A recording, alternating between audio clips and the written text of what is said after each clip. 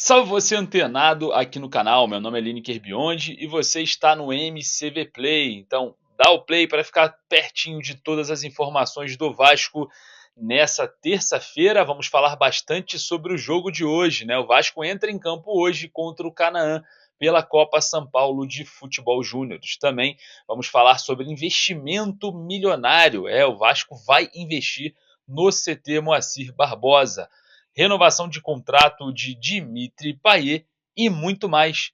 Mas antes de a gente começar, deixa o joinha para dar aquela moral, vai lá nos comentários deixar a sua opinião, que é a base aqui do nosso trabalho. E ali no primeiro comentário fixado eu vou deixar o link da Estrela Bet. A Estrela Bet é parceira aqui do nosso trabalho. A Estrela Bet quer te dar até R$ 500 de bônus. E lembrando que a Estrela Bet é jogo legal no Brasil. Tá tudo regularizado, tudo certo com a Estrela Bet, aprovada aí pela regulamentação brasileira. Então corre lá para você fazer os seus palpites esportivos junto comigo na Estrela Bet. Primeiro comentário fixado, o link vai te dar até R$ 500 de bônus só para você que é vascaíno, hein? Então corre ali, faça o seu cadastro, seu primeiro depósito. Beleza? Olha só, solta a vinheta, bora pro vídeo que a gente vai falar bastante coisa nessa terça-feira de muita informação do Vasco e Vasco em campo na Copinha.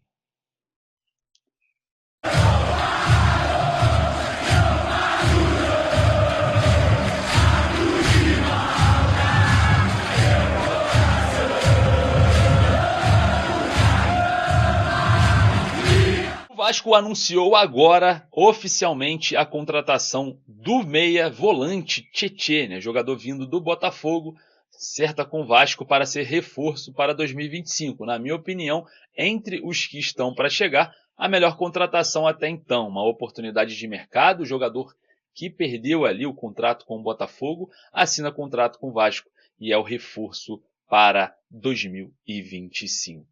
Investimento milionário, renovação de contrato de Dimitri Payet. A gente vai falar também acerca de apenas 18% pagos na gestão 777 Patnes sobre os contratos, comissões e luvas, no qual eles mesmos fizeram. A gente vai falar também sobre a Copinha. O Vasco entra em campo logo mais para enfrentar o Canaã no estádio Nicolau Alayon, né? Lembrando, né, que é a segunda rodada, aí o Vasco no grupo 32 está junto com o 15 de Piracicaba, onde empatou na rodada passada, e também com o Nacional de São Paulo, que também aí se encontra no mesmo grupo. A gente vai, obviamente, observar toda essa movimentação da Copinha, porque a Copa São Paulo de Futebol Júnior, na minha opinião, é muito importante, mas parece que para o Vasco esse ano está sendo utilizada aí como uma opção alternativa. A gente vai, claro, observar o Vasco no grupo 32 com dificuldade, buscando hoje a primeira vitória, podendo vir a campo com Felipe Gabriel no gol, que salvou, né, o Vasco na última rodada, na primeira rodada, na estreia da Copinha.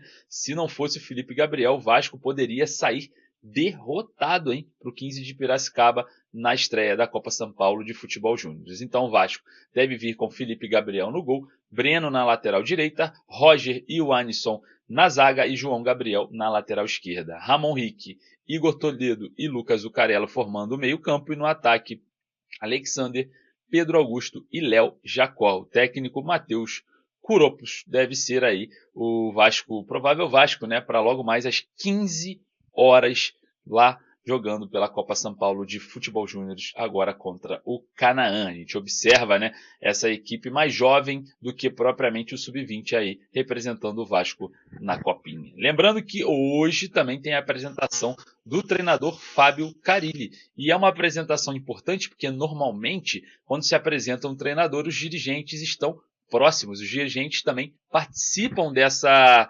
apresentação, dessa coletiva. E tem muita pergunta aí para os dirigentes vascaínos, principalmente a respeito agora desse planejamento do futebol de 2025. Venda da SAF do Vasco, no qual trouxe, né, a informação Lucas Pedrosa do Marinax, tentando avançar já, quem sabe, uma proposta concreta no final desse mês de janeiro. A gente vai observar. E claro, o Vasco mudando, né, aí o panorama da sua história de 2025, que é oportunidades de mercado e situações de manutenção atual. Então, podemos aí ter no final de janeiro. Lembrando que a janela de transferências se encerra apenas dia 28 de fevereiro, e isso é importante, né? Porque o Vasco, tendo seu investidor o quanto antes, consegue ainda nessa janela corrigir, né, a situação envolvendo as contratações. Tá? E falando em manutenção, o Vasco busca, né, negociar uma extensão de contrato com Dimitri Payet até o final de 2025. O jogador tem contrato com o Vasco até maio desse ano, né? Daqui a pouquinho está se encerrando.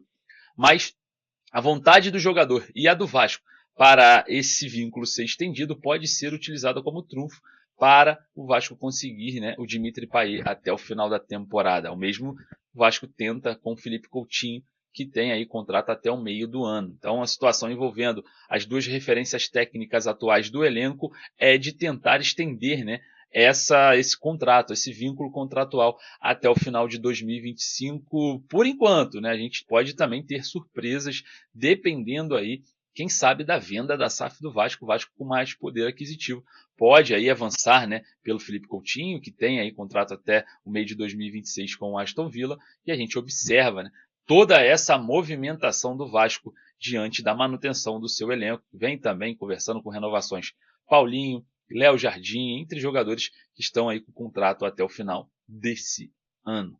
E a gente, claro, vai observar toda essa movimentação de perto para trazer para você todas as informações. Investimento milionário, exatamente isso. O Vasco vai investir cerca de 25 a 30 milhões de reais esse ano no CT Moacir Barbosa.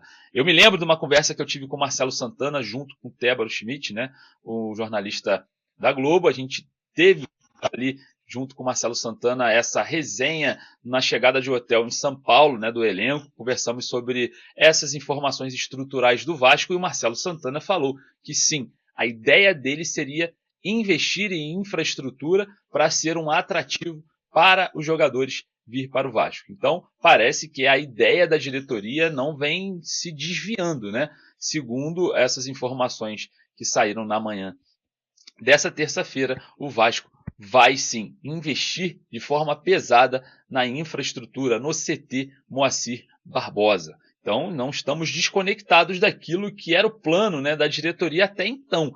O Pedrinho, ele nunca prometeu grandes contratações e vem cumprindo.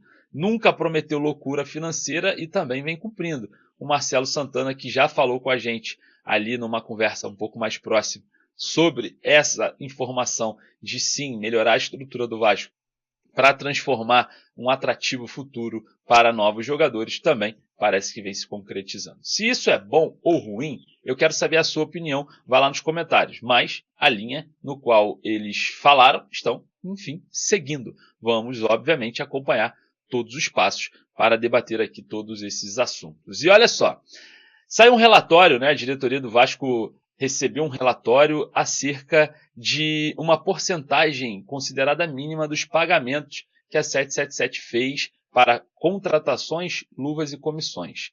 Até a gestão de 1 ano e 9 meses da empresa americana, o Vasco contratou, né, efetuou aí basicamente 35 contratações de jogadores, né? Essa é a média ali do elenco. E claro, a gente observa, né, que a 777, segundo esse relatório, pagou apenas 18% das contratações, comissões e luvas, tá? O resto, o Vasco vai estar se movimentando, né, dentro desse mercado, dentro desse cenário, para não sofrer aí com os seus credores, as suas dívidas e também contra as suas responsabilidades de pagamento. Lembrando que a última movimentação do Vasco foi acerca do Puma Rodrigues, né? O Vasco correu para pagar ali o Nacional do Uruguai para não sofrer transfer ban. E, claro, existem ainda várias outras dívidas que vêm aparecendo de acordo com o tempo vai passando. Muitas delas feitas aí pela 777 Partners na sua gestão. Agora, minha pergunta é: quando que vocês vão atrás de Jorge Salgado e todos os integrantes da diretoria que viabilizaram essa empresa que enganou o torcedor vascaíno e também enganou ali toda essa gestão interna vascaína, né? E eu vou falar para vocês, não vai dar para passar a mão na cabeça de ninguém. Eu peço para vocês aqui nesse vídeo deixar ali nos comentários o seu pedido para a atual diretoria ir atrás dos responsáveis. Senhor Jorge Salgado, senhor Carlos Roberto Osório, todos que são responsáveis aí por essa venda, que fizeram aí uma cortina de fumaça para o torcedor, fizeram o torcedor acreditar em um projeto de 1 bilhão e 400 milhões de reais, e parece que foi uma grande fraude, né? É o que parece, a gente obviamente vem observando, está muito próximo disso. Queria saber a sua opinião, vai lá nos comentários. Eu vou ficando por aqui, daqui a pouquinho eu volto com mais informações e a gente vai trocar ideias sobre todos esses assuntos. Forte abraço, saudações vascaínas.